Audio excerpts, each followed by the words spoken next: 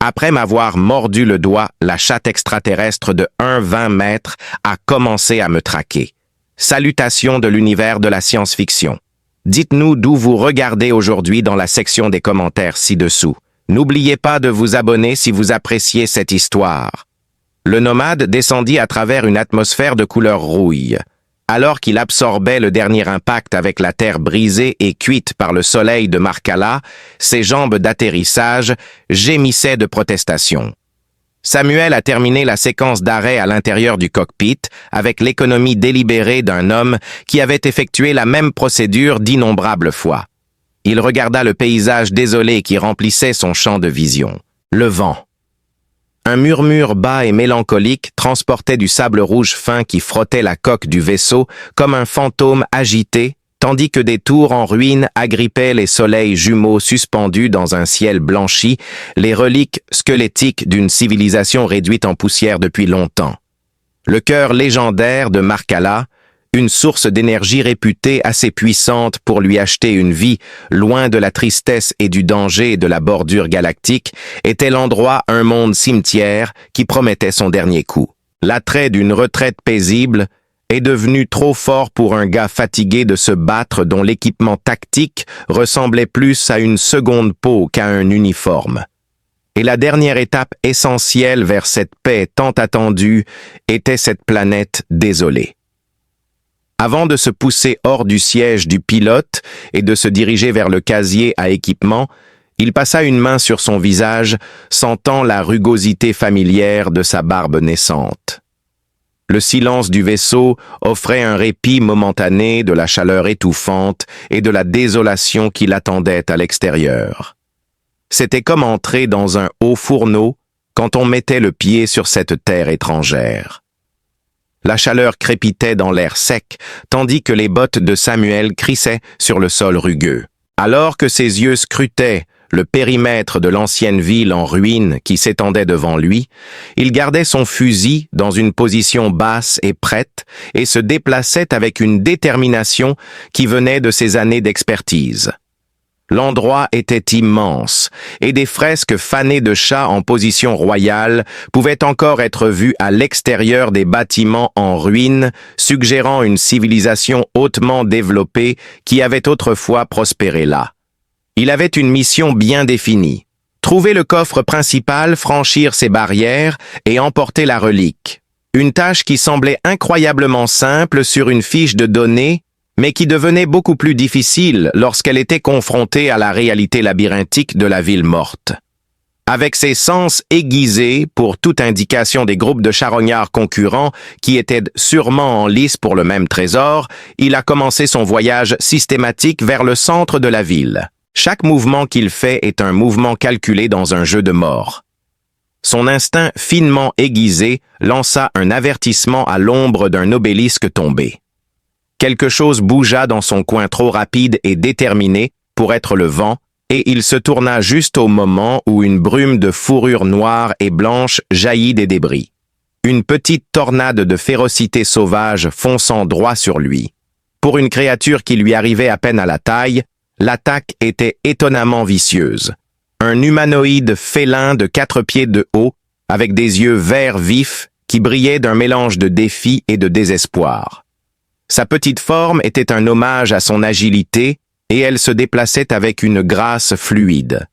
Cependant, Samuel, qui avait participé à une centaine de combats sales sur une douzaine d'autres mondes, réagit instantanément et avec une force écrasante.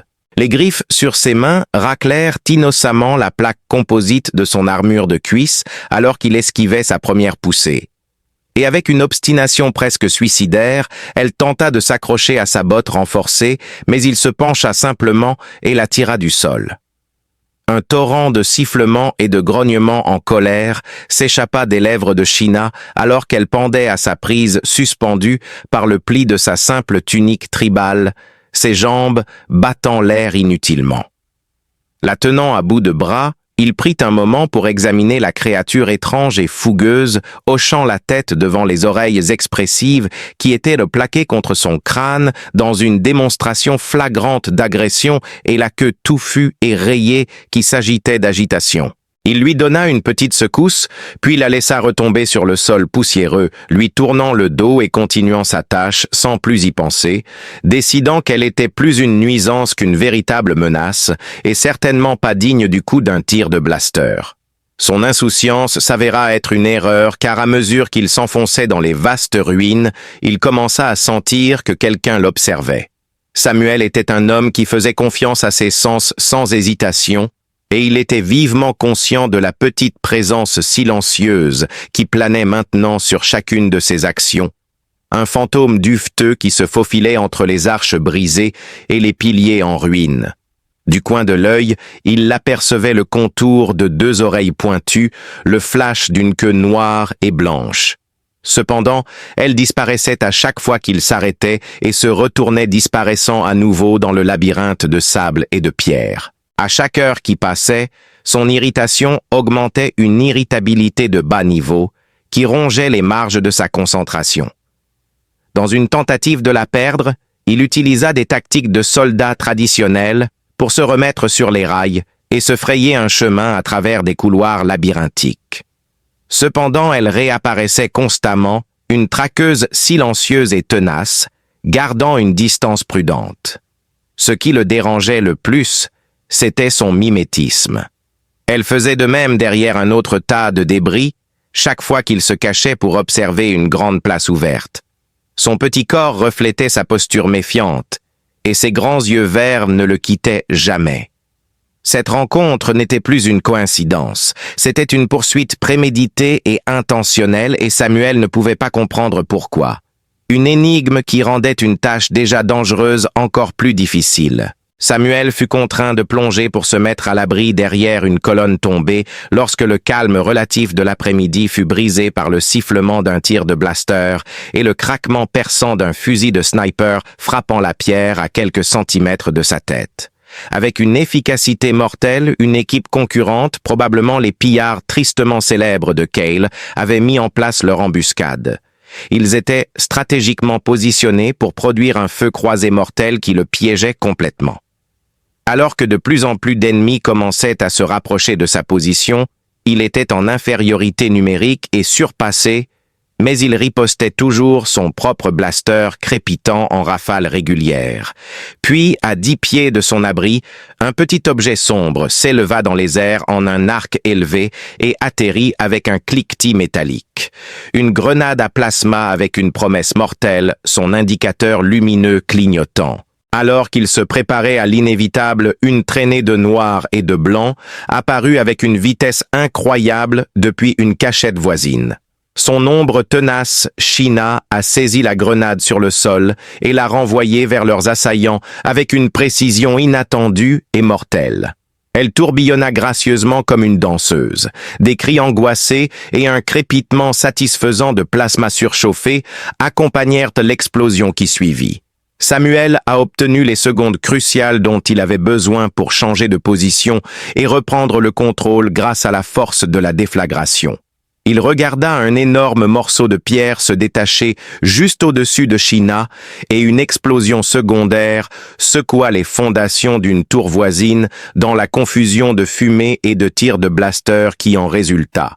Par instinct, il bondit en avant la saisissant et la traînant loin de la pluie mortelle de débris alors qu'elle tombait sur la terre. Et dans un geste brusque et perçant de défense réflexive, ses dents s'enfoncèrent profondément dans le gant recouvrant sa main pendant sa frayeur et sa confusion. Plus tard, Samuel s'assit près du faible bourdonnement d'une baguette lumineuse portable, nettoyant soigneusement le sable du mécanisme de tir de son arme sous la faible lumière des 2 lunes de Markala. L'incident avait servi de rappel clair des enjeux, mais les charognards s'étaient retirés, laissant leur mort derrière eux. Il revivait mentalement le combat examinant ses erreurs et l'action soudaine et décisive de son suiveur félin lorsqu'il entendit un faible bruit et leva les yeux. Avec une curiosité prudente à la place de sa férocité précédente, Sheena se tenait au bord de la lumière, remuant sa queue lentement et hésitamment. Pour s'approcher suffisamment pour tendre la main et toucher doucement la main qu'elle avait mordue auparavant, elle fit un pas prudent en avant suivi d'un autre. Son toucher était étonnamment doux. Alors qu'elle baissait la tête, Samuel la regardait, le visage impassible, et un son profond et grondant commençait à sortir de sa poitrine, une vibration à la fois apaisante et étrangère dans la grande immensité de la nuit désertique. Quand il finit par parler, il leva un sourcil interrogateur et grommela doucement. Sheena leva la tête et dit « Qu'est-ce que c'est que ça ?»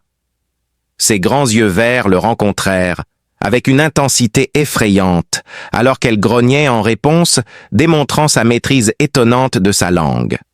Samuel la regarda longuement, le ronronnement toujours aussi fort, puis il soupira profondément et s'essuya le visage. « Ça veut dire que je t'aime. » Le travail qui devait être sa rupture nette est soudainement devenu beaucoup plus complexe. Samuel se retrouva à réfléchir à la direction étrange que sa quête avait prise alors que les deux soleils se levaient sur un nouveau jour, projetant de longues ombres déformées qui s'étendaient depuis les ruines squelettiques des tours de la ville. Maintenant assise en face de leur petit feu crépitant, la créature ronronnante qui lui avait avoué son amour après un combat acharné, mâchait un morceau de ration séché avec une intention concentrée, ses yeux verts se levant périodiquement pour le regarder avant de reprendre son repas. En tant qu'homme qui travaillait avec des absolus, des risques mesurés et des récompenses observables, cette circonstance était une exception qu'il trouvait difficile à expliquer. Mais quand il ajusta sa stratégie, une certaine logique pratique commença à émerger de la confusion. Deux choses avaient été démontrées par l'embuscade de l'équipe de Cale. Premièrement, que cette petite créature féroce était incroyablement talentueuse, et deuxièmement qu'il n'était pas le seul joueur sur ce terrain désertique. Elle connaissait les ruines contrairement à ses cartes et scanners. Une connaissance profonde et instinctive des coutumes de la ville morte, qui lui avait déjà sauvé la vie. Il en vint à comprendre que sa présence était désormais un atout possible et peut-être même nécessaire plutôt qu'un fardeau. Il brisa le silence du matin en s'adressant directement à elle, sa voix basse et sans émotion. Il a présenté une idée simple, une trêve précaire basée sur le besoin. En échange, il lui donnerait une part considérable des provisions de son vaisseau, y compris de la nourriture, des purificateurs d'eau et des kits médicaux, et elle le guiderait à travers les ruines dangereuses de Markala, en utilisant son expertise. Sheena écoutait attentivement ses oreilles, se dressant et se baissant pour entendre chaque mot, et quand il eut terminé, elle hocha simplement la tête, une fois rapidement en accord. Elle le regarda avec un masque de résolution prudente, indiquant que son objectif personnel était toujours un courant caché sous la surface de leur nouvelle union malaisée. Il n'y eut aucune hésitation ni négociation. Ils repartirent, mais leur relation avait changé, passant de celle d'un homme et de son ombre à celle de deux compagnons épuisés marchant sur un chemin commun de péril.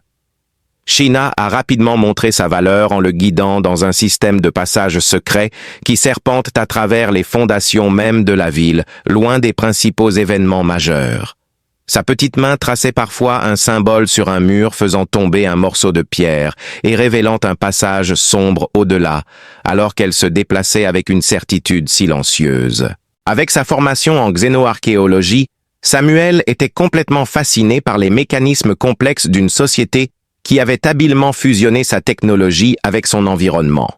Ils évitaient les projecteurs d'hologrammes qui produisaient l'apparence d'un sol solide au-dessus de fosses profondes, les plaques de pression qui auraient provoqué des effondrements de plafond, les émetteurs de sons dissimulés à la vue de tous qui pouvaient rendre un homme inconscient en quelques secondes, et des pièges antiques qui auraient été invisibles à ses capteurs.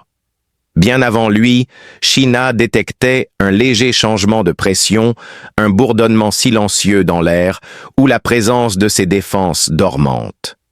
Les fresques délavées qui dépeignaient l'histoire colorée des Cathares devinrent leurs compagnons constants alors qu'ils se frayaient un chemin à travers ces passages cachés. Ils regardaient des images d'eux construisant leur grande ville, utilisant d'énormes réseaux cristallins pour capturer l'énergie solaire et coexistant paisiblement avec la faune distinctive de la planète. Il remarqua comment Sheena s'arrêtait devant ces scènes, son visage s'adoucissant en une expression de profonde tristesse ancestrale, et il réalisa que c'était un pèlerinage à travers un vaste cimetière à ciel ouvert, un rappel continuel et angoissant de tout ce que son peuple avait perdu, plutôt qu'une chasse au trésor à travers une ville morte. La route de Sheena devenait de plus en plus isolée, les emmenant dans une zone plus paisible et négligée des ruines, loin des imposants bâtiments centraux qu'il pensait pouvoir abriter un trésor comme le cœur.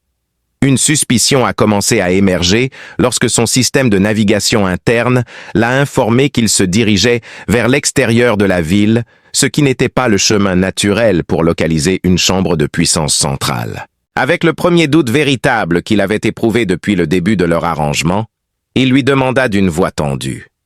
Cependant, elle lui jeta simplement un coup d'œil en retour, ses yeux verts lançant un appel silencieux à la confiance, et continua son chemin. Elle le conduisit à un canyon profond et protégé dissimulé du désert, ouvert par une série de formations rocheuses naturelles qui avaient été artistiquement sculptées pour donner l'impression qu'elles étaient tombées là par hasard. Une immense porte scellée qui s'intégrait parfaitement à la paroi de la falaise se dressait à l'extrémité du canyon. Sheena posa sa main sur un certain point nu et avec un faible gémissement d'équipement antique, un morceau de granit glissa de côté, révélant un immense refuge caverneux plutôt qu'une voûte technologiquement avancée. L'image qui se présentait aux yeux de Samuel le glaça et l'air à l'intérieur était lourd de l'odeur de maladie et de crasse. Il y avait des douzaines de cathares rassemblés à l'intérieur, la plupart d'entre eux, très jeunes ou très âgés, leur fourrure autrefois brillante, maintenant emmêlée et sale, leurs mouvements tendus et lents. Ils pouvaient voir la vérité dans leurs yeux apathiques et leur respiration faible alors qu'une toux rauque collective résonnait à travers la caverne. Ils étaient en danger de mourir. La tribu de Sheena, les seuls membres survivants d'une race autrefois fière, périssaient progressivement à cause d'une maladie qui avait contaminé leur planète.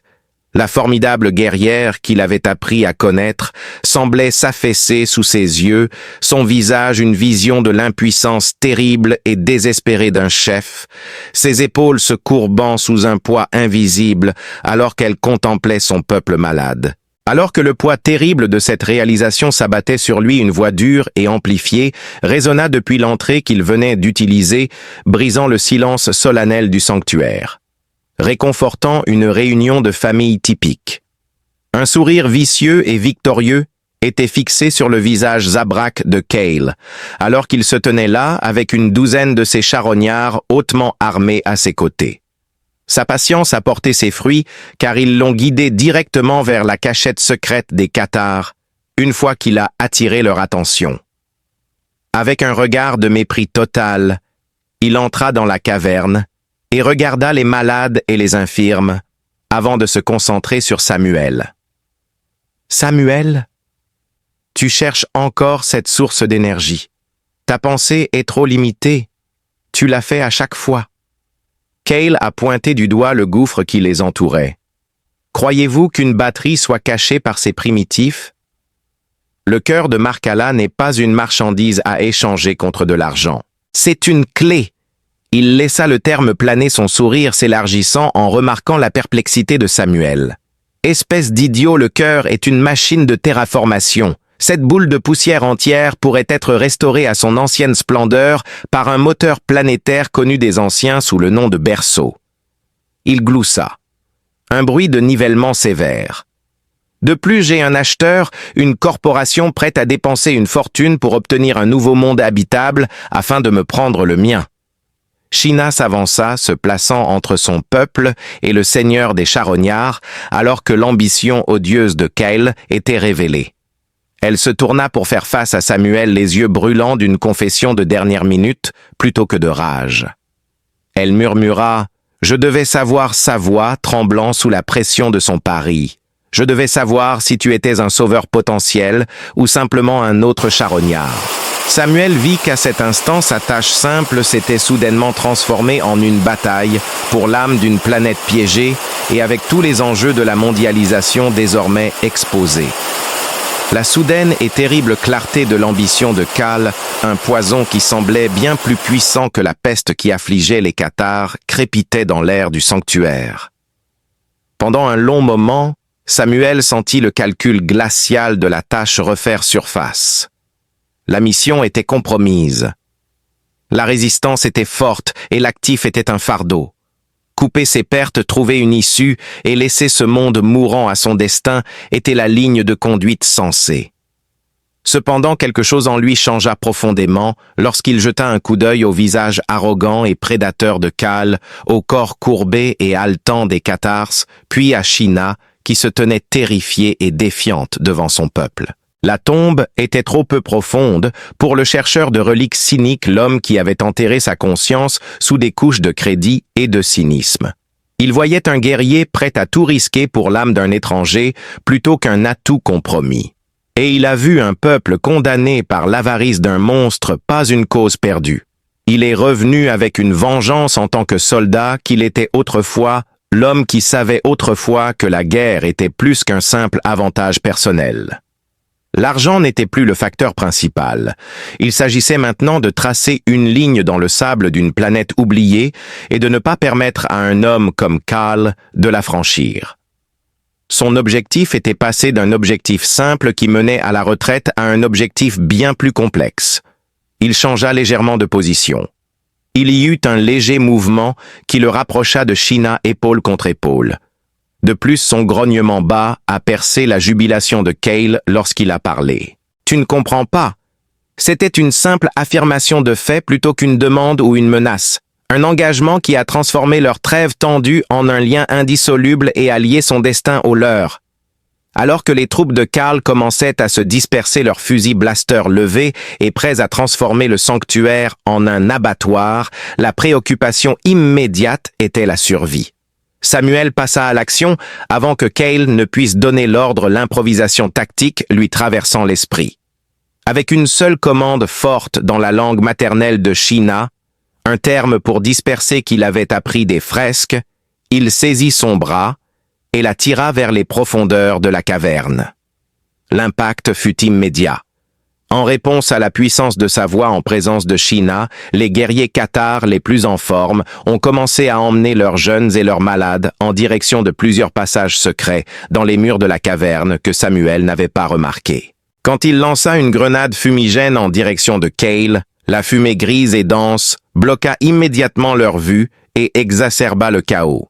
Sheena le conduisit à l'une des entrées secrètes, une petite fissure dans la roche, qu'il aurait considéré comme une fracture naturelle lorsqu'il était désorienté et couvert par la fumée.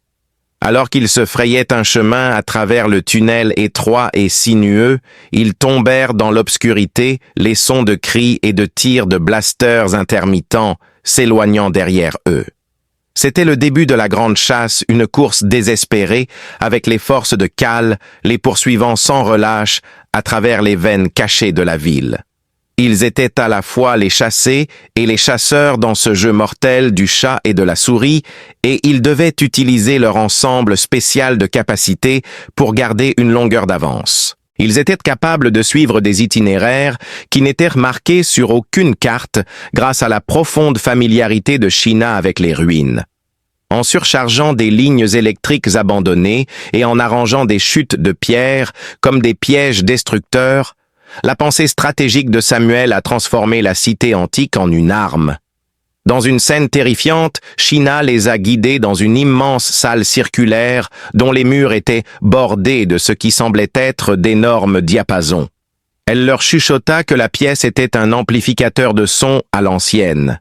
Comme elle l'avait indiqué, Samuel a court-circuité un panneau de contrôle à proximité, transformant toute la pièce en une massive explosion sonore qui a confus et momentanément assourdi tout un groupe de guerriers poursuivants de Khal, leur permettant de se retirer une fois de plus dans l'étreinte silencieuse de la ville. Ils se réfugièrent temporairement dans une baie hydroponique abandonnée où les Cathars avaient autrefois cultivé leur nourriture sous des soleils artificiels après des heures de course et de combat. Bien que l'équipement soit depuis longtemps hors service, l'enceinte offrait une position défendable avec peu de points d'entrée, leur donnant un précieux laps de temps pour récupérer et se réorganiser. Une fatigue profonde et la douleur aiguë des blessures reçues pendant leur fuite ont remplacé l'exaltation de la poursuite.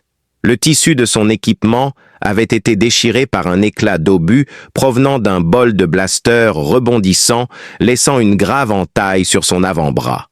Il avait négligé la blessure sur le moment, mais elle palpitait maintenant avec une insistance atroce. Il essayait maladroitement d'appliquer un patch médical d'une seule main lorsque Sheena s'approcha de lui, son attitude normalement agressive, atténuée par une inquiétude silencieuse. Prenant le pansement de ses mains, elle appliqua le scellant avec une aisance expérimentée, après avoir nettoyé la blessure avec ses petits doigts sourds, avec une douceur inattendue. Un moment de vulnérabilité mutuelle, qui dépassait les mots, s'est créé dans la chambre froide et sans vie, par son acte modeste mais méticuleux de soigner sa blessure. Il se retrouva à combler le vide en décrivant le fonctionnement de son fusil blaster, lui montrant comment démonter l'arme sur le terrain et nettoyer la chambre de tir, un transfert d'informations pratiques qui était sa manière de démontrer sa confiance.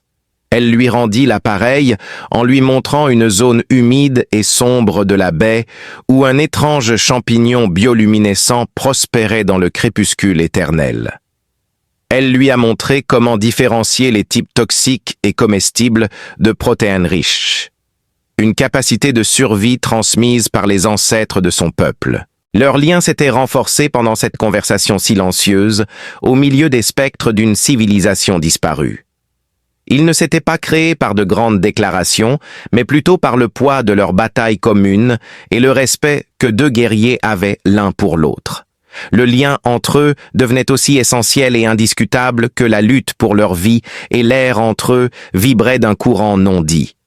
Leur repos fut bref, car Cal ne se contentait plus de les suivre, mais utilisait la force pour se frayer son propre chemin à travers les ruines, comme le montraient les sons réverbérants lointains d'outils industriels tranchant la roche. Ils ne pouvaient pas se permettre de rester où ils étaient. Avec l'avantage de Cale et de meilleurs effectifs, chaque seconde comptait dans la course vers le berceau. Avec une détermination sombre sur le visage, Sheena a dit que le berceau se trouvait dans l'observatoire principal de la ville, que son peuple appelait l'œil du ciel, parce que c'était un bâtiment situé au sommet de la plus haute montagne, surplombant les ruines. La zone où ses ancêtres avaient cartographié les étoiles et rêvé de l'avenir revêtait une grande signification spirituelle. Et elle ressentait une rage glaciale à l'idée qu'un homme comme Cal puisse la contaminer. Utilisant de vieux ascenseurs de service que Samuel a pu remettre en marche, et escaladant des parois rocheuses abruptes, où l'agilité innée de Sheena le laissait à bout de souffle, leur quête s'est transformée en une course folle, une ascension verticale à travers les niveaux supérieurs de la ville. Avec les forces de Cale les suivant de près, et leurs tirs de blaster martelant les murs environnants, alors qu'ils montaient de plus en plus haut vers les fils jumeaux, la poursuite restait implacable. Ils finirent par atteindre le sommet fatigués, ensanglantés, et ne comptant plus que sur leur propre volonté. Une immense porte de voûte haute de 10 mètres et couverte de lettres tourbillonnantes de cathare qui semblèrent briller d'une faible lumière interne, était encastrée dans la base de l'observatoire, une structure spectaculaire faite de cristal et d'obsidienne qui se dressait devant eux. Ils avaient réussi. Leur bref. Un moment de victoire s'est transformé en une peur glaciale. Ils n'étaient pas seuls. Tous ces gars n'étaient pas présents, alors que Cal se tenait devant la porte du coffre-fort. Seuls quelques-uns étaient là, et il n'avait aucune intention de défoncer la porte. Il avait découvert une clé qui fonctionnait mieux. Un certain nombre de guerriers cathares qui avaient été appréhendés lors de l'évasion frénétique du sanctuaire étaient agenouillés avec les poignets liés et affichaient un mélange de peur et de défi sur leur visage. L'un d'eux était un petit ourson, peut-être âgé de 5 ou 6 ans, et ses yeux étaient remplis de peur alors qu'il regardait Sheena. Alors qu'ils approchaient, le sourire impitoyable de Cale était une entaille sur son visage, et il tenait nonchalamment un pistolet blaster sur le côté du crâne du petit. Il continua, « Il semble, avec un ton plein de politesse sarcastique, que cette porte ait besoin d'une signature biologique de l'un des résidents pour s'ouvrir une sorte de clé génétique. » Il désigna Qatar qui était à genoux avec le blaster. « Votre arrivée facilite grandement les choses. J'allais commencer à les tester un par un jusqu'à ce que je trouve une correspondance. » Sa joie cruelle brillait dans ses yeux alors qu'il regardait Sheena droit dans les yeux. « La prochaine génération de ton peuple se termine ici maintenant, alors ouvre-moi la porte, petit chat. » Une décision impossible qui les obligeait à choisir entre sauver un monde et sauver la vie d'un enfant planait dans l'air mince de la montagne. Il y avait une pointe de tension dans l'air alpin raréfié. Dans cette confrontation glaciale, chaque respiration est un pari. Une aiguille empoisonnée perçait la volonté de Sheena alors que l'ultimatum de Cale planait entre eux. Mais le cerveau tactique de Samuel analysait déjà les environs, calculant les angles et repérant les vulnérabilités avec la précision glaciale d'une machine, et ses pensées transcendaient déjà la menace. Les yeux de Samuel furent attirés par une structure rocheuse, délicatement équilibrée, bien au-dessus de la plateforme, un surplomb naturel, affaibli par des millénaires de vent et d'érosion, tandis que ceux de Carl étaient fixés sur Sheena, savourant son moment de levier absolu.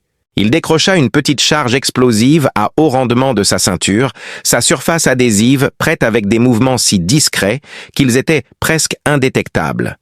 Il était conscient qu'il n'avait qu'une seule chance de créer une distraction suffisamment forte pour briser l'emprise de Cale sans mettre les otages en danger. Il croisa le regard de Sheena. Un éclair de communication passant entre eux plus rapide et plus profond que n'importe quel mot. Une compréhension partagée forgée dans le creuset de leur fuite désespérée. Dans ce seul regard, il transmit son intention et elle répondit par un hochement de tête à peine perceptible. Son corps se tendit comme un ressort enroulé. Il amorça la charge et d'un mouvement de poignet perfectionné sur une centaine de champs de bataille, l'envoya tourbillonner dans les airs, un disque sombre qui claqua silencieusement contre le dessous de la formation rocheuse.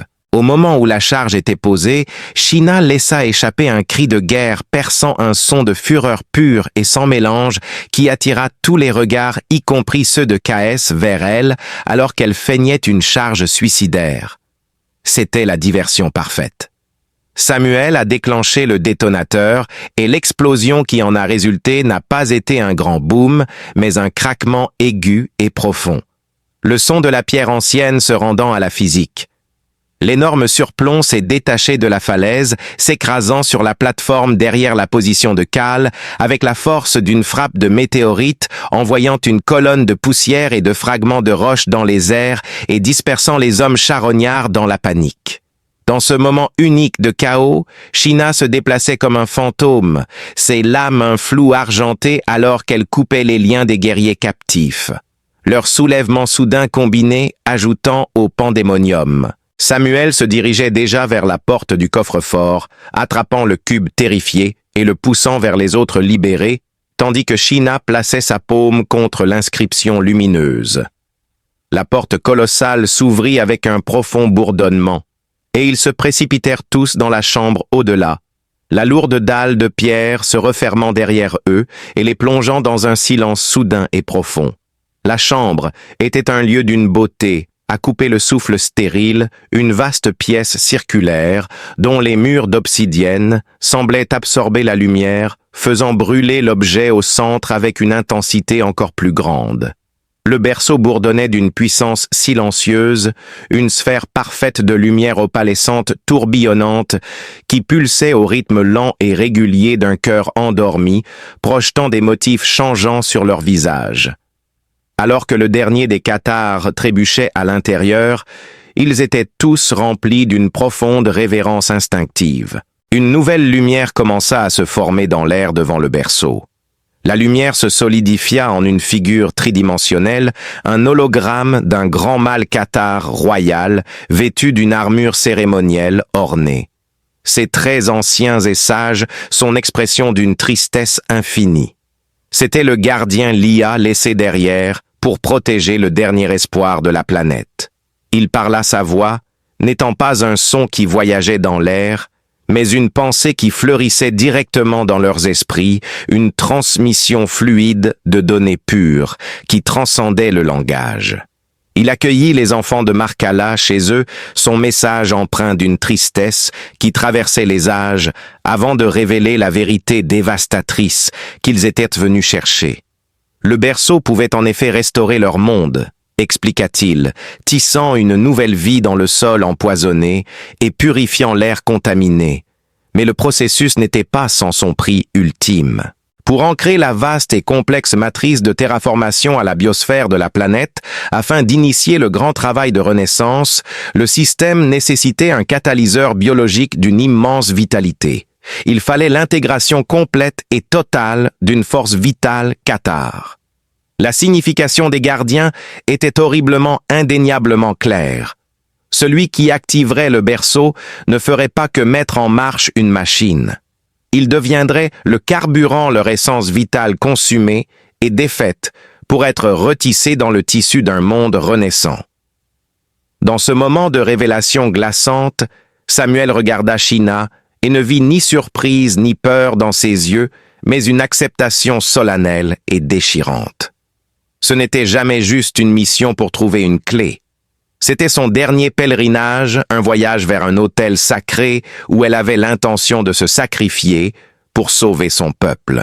Une vague de fureur blanche et brûlante déferla sur Samuel si puissante qu'elle lui coupa momentanément le souffle. Ce n'était pas la colère d'un partenaire contrarié, mais la rage brute et déchirante d'un homme qui se sentait profondément et personnellement trahi. C'était ton plan depuis le début. Grogna-t-il, sa voix un tremblement bas et dangereux dans la chambre silencieuse, les mots lui semblant être des éclats de verre dans la gorge. Pour juste te jeter dans cette chose. Tu n'allais jamais me le dire, n'est-ce pas? Il fit un pas vers elle, tout son corps irradiant, un sentiment d'incrédulité et de douleur qui allait bien au-delà de leur mission. Sheena resta sur ses positions, son petit corps inflexible, son regard inébranlable, alors qu'elle affrontait sa colère avec une résolution silencieuse et inébranlable. « Ce n'est pas un choix. C'est mon devoir, » répondit-elle, sa voix douce mais ferme, chaque mot résonnant avec le poids de l'histoire de son peuple et leur avenir désespéré. « Je suis la plus forte d'entre nous qui reste. C'est mon honneur de leur rendre leur monde. » L'argument était un affrontement de deux mondes opposés. Sa croyance pragmatique de soldat qu'il y avait toujours une autre voie, toujours une solution qui n'impliquait pas de sacrifier une vie. Contre son impératif culturel profondément ancré de sacrifice pour le bien supérieur. Alors que leurs voix s'élevaient dans la chambre immaculée, un lourd grondement rythmique commença à résonner depuis la porte de la voûte. Le son inconfondable des hommes de Kale, utilisant des outils industriels lourds pour se frayer un chemin. Le son était une horloge de la mort égrenant les précieuses secondes qui leur restaient. Les autres guerriers cathares, comprenant la terrible vérité dans l'intention de Sheena, formèrent un cercle défensif autour du berceau, leurs armes levées vers la porte, prêts à vendre leur vie pour donner à leur chef le temps dont elle avait besoin pour faire son dernier noble sacrifice. Pendant que Sheena et ses guerriers se préparaient pour leur dernière bataille, l'esprit de Samuel refusait d'accepter la défaite, son instinct de chasseur passant à la vitesse supérieure. Il n'était pas un scientifique, mais il était un maître des systèmes, un savant, pour trouver les failles, les portes dérobées et les exploits involontaires dans n'importe quelle technologie nouvelle ou ancienne. Il tourna le dos à la dispute, sa colère se transformant en une concentration fébrile, alors qu'il se dirigeait vers le panneau de contrôle à la base du berceau, un piédestal d'obsidienne lisse et sans caractéristiques.